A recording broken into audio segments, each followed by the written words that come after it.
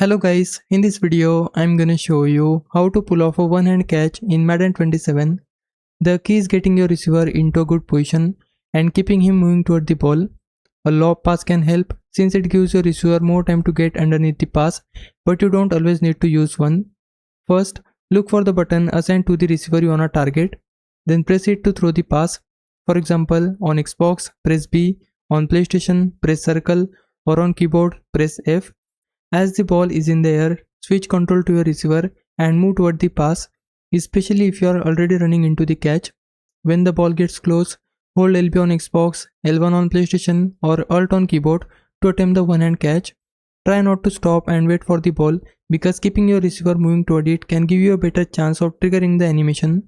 So the basic sequence is throw a catchable pass, use a lob when it helps, control your receiver, then hold LB or L1 as the pass arrives. Get the positioning and timing right, and you can pull off some impressive one-hand catches in Madden 27. Hope this helps. Leave a like and subscribe my channel. For now, thanks for watching.